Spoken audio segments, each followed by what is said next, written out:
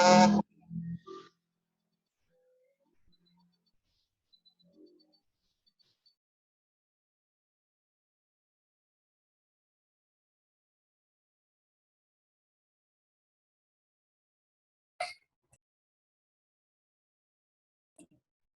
malam, Bapak Sipil MSI. Mata kuliah fisika umum. Kami di sini kelompok 1 ingin mempresentasikan hasil mini riset rekayasa ide dan proyek kami dengan materi mikroskop sebagai pengembangan perangkat model pembelajaran materi alat optik. Saya di sini sebagai moderator dengan nama Ibu Bunga Rani Raya dan anggota kelompok 1 yaitu saya Aura Andita. Saya Putriana Purba. Saya Renata Simanjunta. Saya Rutnawati Syanturi. Dan saya Fatih Siburian.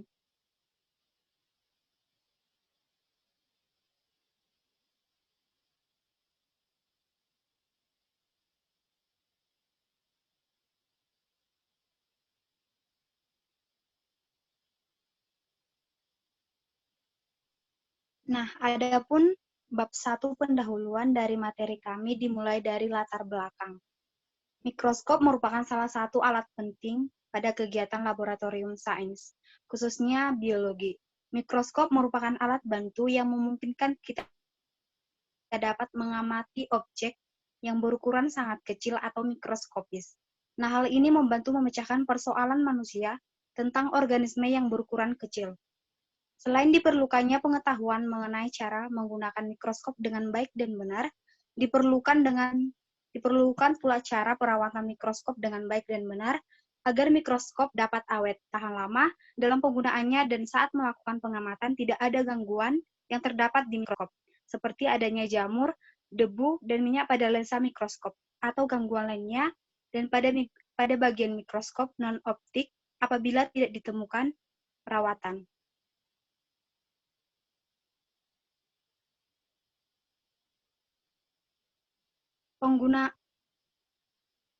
Adapun batasan masalah dari materi kami yaitu agar dalam pembahasan ini tidak terjadi pelebaran masalah dalam penyajiannya, penulis membatasi pokok pembatasan permasalahan yang akan dibahas, yaitu ada proses mengembangkan perangkat pembelajaran yang menggunakan model pembelajaran pada materi alat optik berbantuan mikroskop.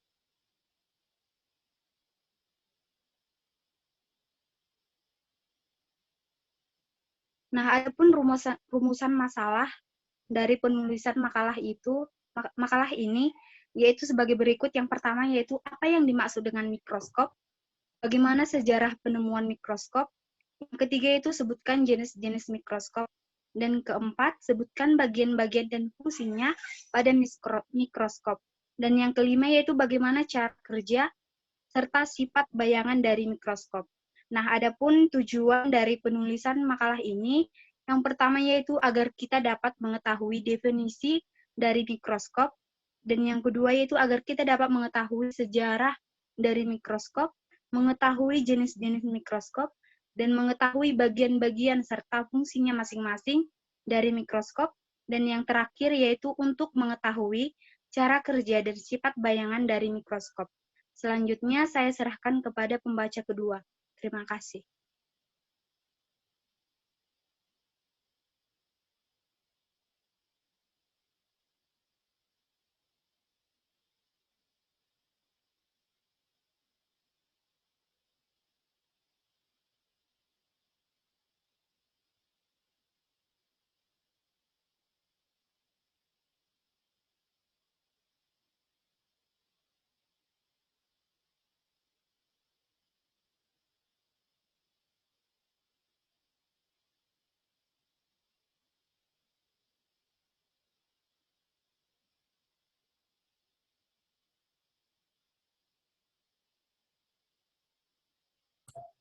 Baiklah, di sini saya akan melanjutkan bacaan. Itu bab 2 tunjangan perpustakaan alat optik. Optik adalah ilmu mempelajari tentang alat-alat yang menggunakan lensa dan atau cermin untuk memanfaatkan sifat-sifat cahaya yaitu dapat dipantulkan dan dapat dihiaskan. Cahaya tersebut digunakan untuk melihat. Selain mata kita sebagai alat-alat optik yang digunakan untuk membantu kita dalam menggunakan kacamata, mikroskop, lup, dan teropong. Daryanto 2003 mengatakan bahwa alat optik terdiri dari dua macam, yakni alat optik alamiah dan alat optik buatan. Adalah alat optik alamiah, sedangkan alat optik buatan adalah alat-alat optik yang dibuat oleh manusia seperti kacamata, kaca, pembesar atau lup, mikroskop, teropong, kamera, periskop, episkop, bioskop, dan masih banyak lagi.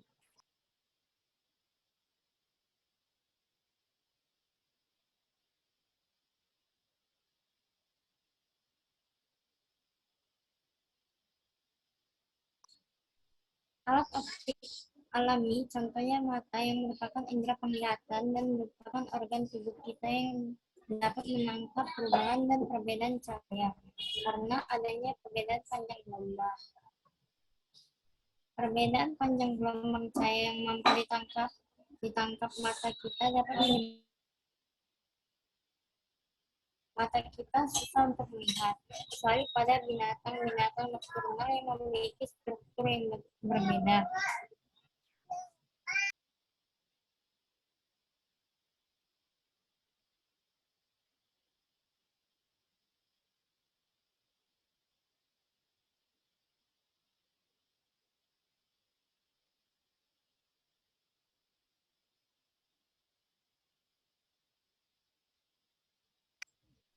Mata kita berfungsi ketika proses mentransmisikan cahaya melalui lensa mata yang menghasilkan bayangan objek yang kemudian ditangkap oleh retina mata.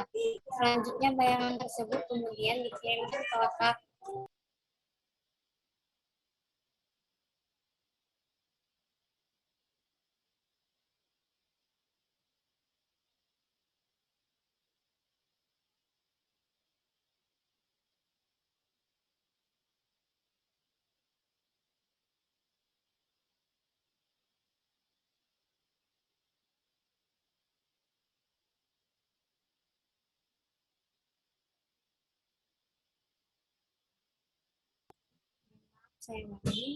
Selanjutnya bayangan tersebut kemudian dikirimkan ke otak melalui sel optik untuk kemudian diolah menjadi gambar yang mampu kita lihat secara jelas.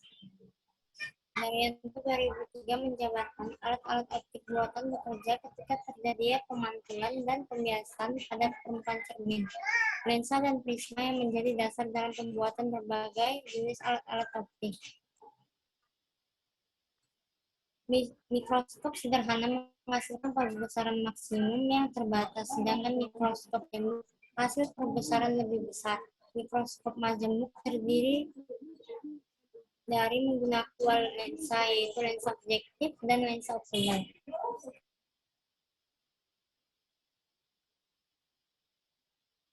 Slide selanjutnya, moderator.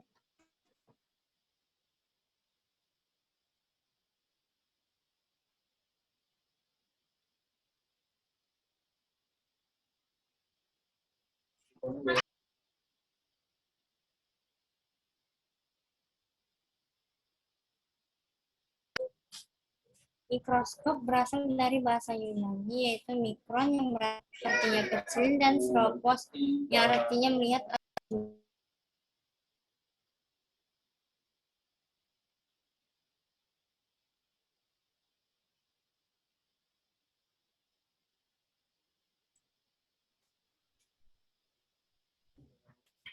Jadi dapat dikatakan bahwa mikroskop adalah sebuah alat untuk melihat objek yang terlalu kecil untuk dilihat dengan mata telanjang. Alat utama yang digunakan mikroskop adalah lensa objektif dan lensa okuler. Dalam mikroskop, baik lensa objektif maupun lensa okuler, keduanya merupakan lensa cembung. Secara garis besar, lensa objektif menghasilkan suatu bayangan sementara yang mempunyai sifat semu, terbalik, dan diperbesar terhadap posisi benda mula-mula. Secara mikroskop, Zacharias Janssen tercatat sebagai penemu mikroskop pertama. Dilahirkan pada tahun 1580 di negara Kinter Angin, Belanda, dan meninggal dunia pada usia 58 tahun, atau tepatnya pada tahun 1638. Merupakan seorang ilmuwan yang berasal dari Belanda. Penemuan yang paling terkenal yaitu mikroskop pertama yang digunakan untuk melihat benda-benda yang sangat kecil ukurannya dan sulit dijangkau bila menggunakan mata telanjang.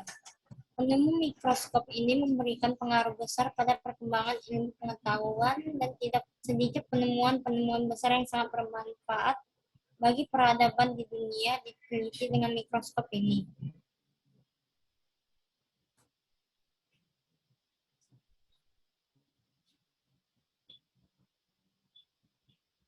Pada tahun 1590, Zacharias Janssen bersama ayahnya, beliau berhasil menciptakan sebuah mikroskop dengan menggunakan lensa cembung dan lensa cekung untuk memperbesar tampilan benda-benda yang sangat kecil ukurannya. Mekanisme penyetelan fokus yang pertama untuk mikroskop tersebut dibuat dan disempurnakan oleh Campini, seorang ilmuwan yang berasal dari Italia, pada tahun 1668.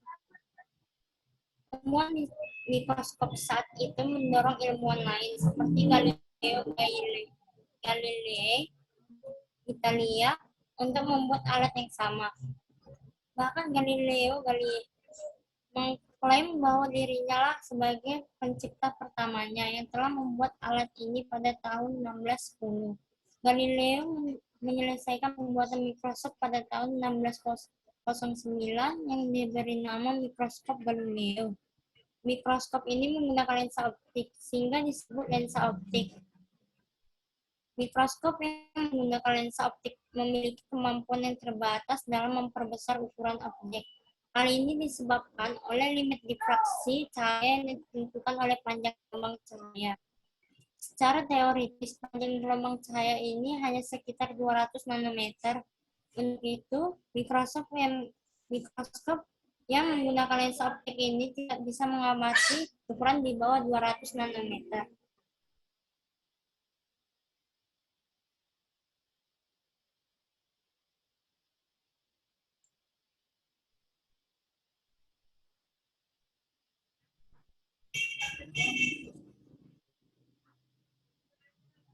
Setelah itu, seorang berkebangsaan Belanda bernama Anthony van Leeuwenhoek 1632 sampai 1723 terus mengembangkan perbesaran mikroskopis. Anthony van Leeuwenhoek sebenarnya bukan peneliti atau ilmuwan yang profesional. Profesi sebenarnya adalah sebagai wine tester di kota Delft, Belanda. Ia biasa menggunakan kaca pembesar untuk mengamati serat-serat pada kain. Anthony dapat membuat lensa-lensa dengan perbesaran yang memuaskan untuk melihat benda-benda yang kecil. Walaupun demikian, terdapat keterbatasan kemampuan sebuah mikroskop dalam daya uraiannya. Hal yang tersebut jelas dalam sebuah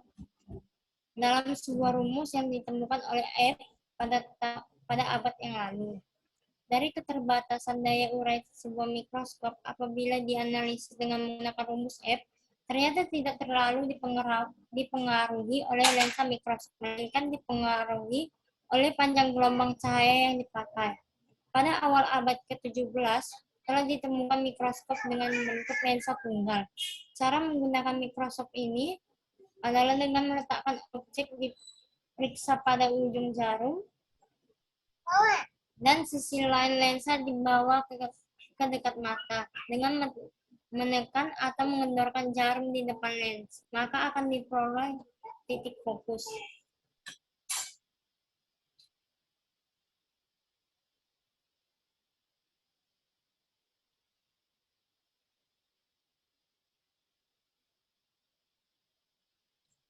Bagian-bagian optik.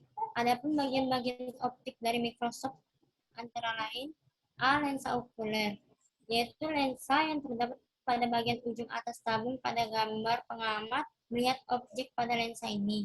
B. Lensa objektif, yaitu lensa yang dekat dengan objek.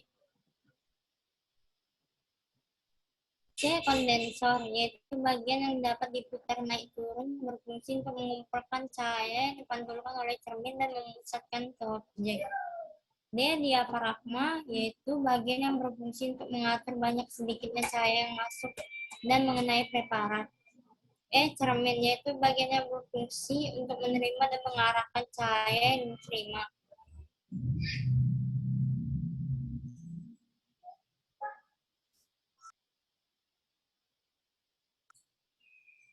Dua, bagian-bagian mekanik mikroskop atau non-optik.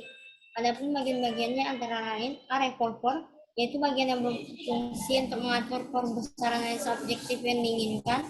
B. Tabung mikroskop, yaitu bagian yang berfungsi untuk menghubungkan lensa objektif dan lensa okuler mikroskop. C. Lengan mikroskop, yaitu bagian yang berfungsi sebagai tempat pengamat memegang mikroskop. D. Meja benda, yaitu benda yang berfungsi untuk menempatkan objek yang diamati. E. Makrometer atau pemutar kasar, yaitu bagian yang berfungsi untuk menaikkan atau menurunkan tabung secara cepat untuk pengaturan mendapatkan kejelasan dari gambaran dari objek yang diinginkan. F. Mikrometer atau pemutar halus, yaitu bagian yang berfungsi untuk menaikkan atau menurunkan tabung secara lambat untuk pengaturan mendapatkan kejelasan dari gambaran objek yang diinginkan. G. Kaki mikroskop, yaitu bagian yang berfungsi sebagai penyangga yang menjaga mikroskop tetap pada tempat yang diinginkan.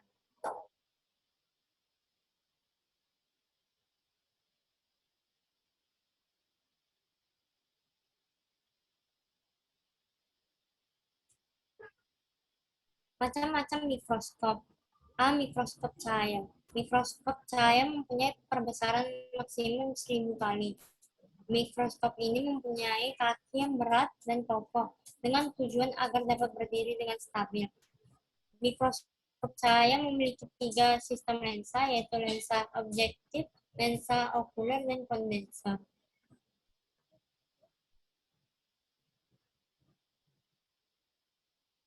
Pada ujung bawah mikroskop terdapat dudukan lensa objektif yang bisa dipasangi 3 lensa atau lebih.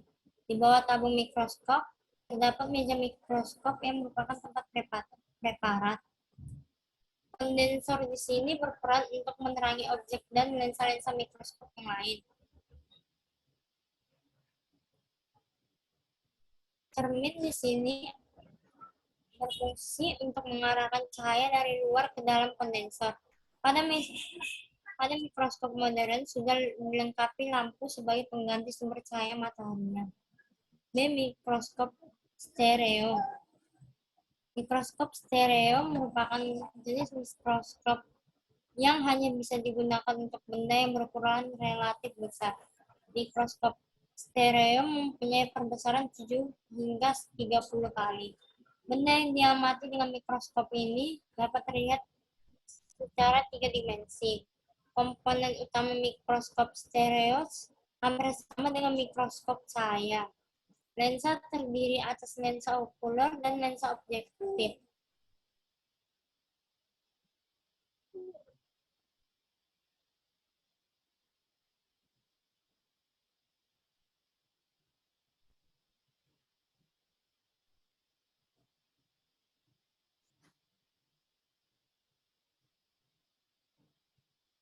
Beberapa perbedaannya dengan mikroskop cahaya yaitu satu, ruang ketajaman lensa mikroskop stereo jauh lebih tinggi sehingga kita dapat melihat bentuk 3 dimensi pada benda yang diamati. 2. Sumber cahaya berasal dari atas sehingga objek yang tebal dapat diamati.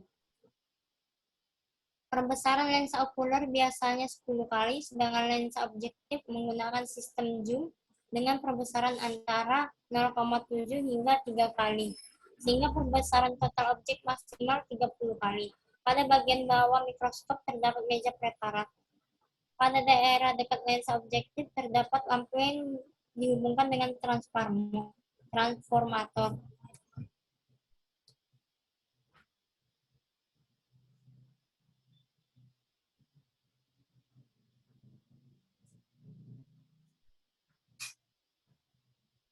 C. Mikroskop elektron. Setiap gambaran mengenai mikroskop elektron kita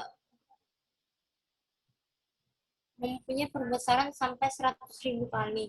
Elektron digunakan sebagai pengganti cahaya. Mikroskop elektron mempunyai dua tipe, yaitu mikroskop elektron scanning dan mikroskop elektron transmisi. Mikroskop elektron scanning digunakan untuk studi detail arsitektur permukaan sel atau struktur renik lainnya, dan objek diamati secara 3 dimensi. Sedangkan mikroskop elektron transmisi digunakan untuk mengamati struktur detail internal sel. Selanjutnya akan dibacakan oleh pembaca ketiga. Pada Saudari Aura Andita, saya persilakan. Prinsip kerja mikroskop. Objek ditempatkan di ruang dua lensa objektif sehingga terbentuk bayangan nyata terbalik dan diperbesar. Lensa okuler mempunyai peran seperti lup, sehingga pengamat dapat melakukan dua jenis pengamatan, yaitu dengan mata tak berakomodasi atau dengan mata berakomodasi maksimum. Pilihan jenis pengamatan ini dapat dilakukan dengan cara menggeser jarak benda terhadap lensa objektif yang dilakukan dengan tombol sharp adjustment atau tombol halus yang digunakan untuk menentukan fokus. Kegiatan berikut ini akan memperlihatkan pembentukan bayangan pada mikroskop. Berikut adalah tahapan cara menggunakan mikroskop secara umum, yaitu yang pertama, letakkan alat pada meja yang datar dan stabil. Pastikan meja kokoh dan tidak mudah goyah. Yang kedua, jika alat laboratorium ini menggunakan sumber listrik untuk media pengamatan objek, pastikan kabel alat menjangkau sumber listrik dan hubungkan. Yang ketiga, sediakan objek yang akan diamati dengan mikroskop dan letakkan dekat dengan alat. Yang keempat, longgarkan terlebih dahulu makrometer supaya dilakukan dengan mudah. Yang kelima, preparasi sampel atau objek yang akan diamati dengan alat ini, lalu letakkan pada meja preparat dan jepit. Yang keenam, putar revolver untuk memilih perbesaran yang dibutuhkan, misalnya 4 kali, 10 kali, 40 kali, atau 100 kali untuk mengamati objek. Yang ketujuh, nyalakan lampu untuk mengamati objek pada meja preparat. Jika Anda menggunakan alat pengamat dengan pencahayaan alami atau cahaya matahari, Anda perlu melakukan setting cermin untuk memfokuskan cahaya pada objek. Yang ke-8, mulai amati objek yang telah ditempatkan pada meja preparat. Jika Anda menggunakan tipe monokuler, Anda hanya bisa mengamati dengan salah satu mata. Jika Anda menggunakan tipe binokuler, Anda bisa mengamati dengan kedua mata. Yang ke-9, beberapa jenis alat laboratorium ini memiliki beberapa makrometer dan mikrometer pada satu unit alat. Hal ini memudahkan Anda dalam mengamati objek.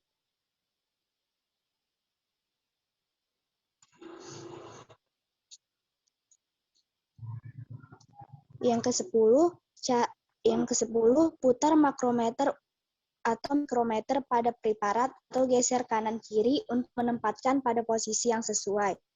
Yang ke-11, putar makrometer atau mikrometer pada lengan mikroskop atau geser atas bawah untuk memfokuskan objek yang sedang diamati.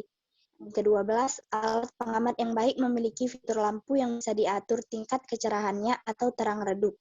Yang ke-13, aturlah revolver untuk memilih perbesaran yang diinginkan. Pastikan ketika mengatur revolver lensa perbesaran, jarak antara meja preparat dengan lensa objektif cukup jauh, sehingga tidak terjadi gesekan antara keduanya. Yang ke-14, seiring dengan seringnya menggunakan alat laboratorium ini, tentu kita akan lebih mahir memainkannya. Instrumen-instrumen pada alat laboratorium tersebut, namun tetaplah berhati-hati dalam menggunakannya.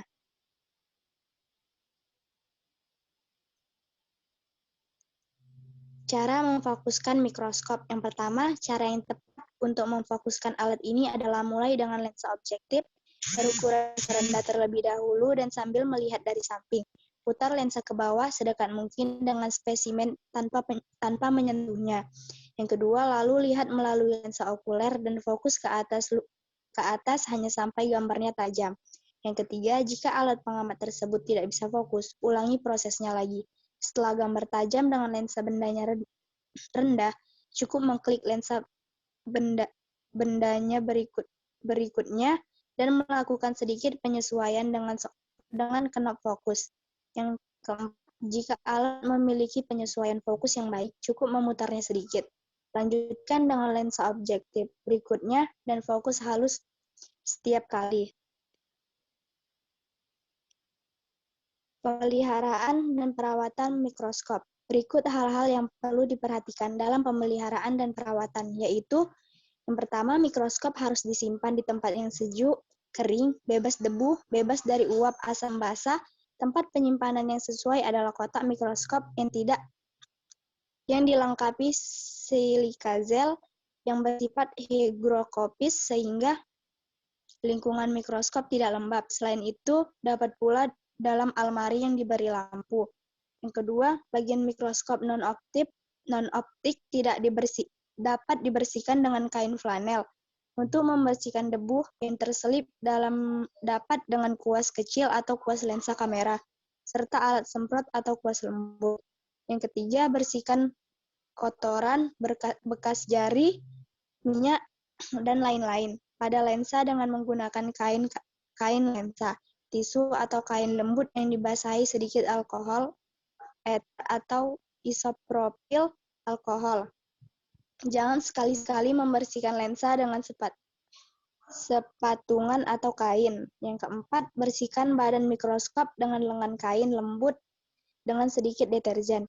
Yang kelima, sisa minyak imersi pada lensa objektif dapat dibersihkan dengan silol atau silen. Berikutnya akan dibacakan oleh pembaca selanjutnya.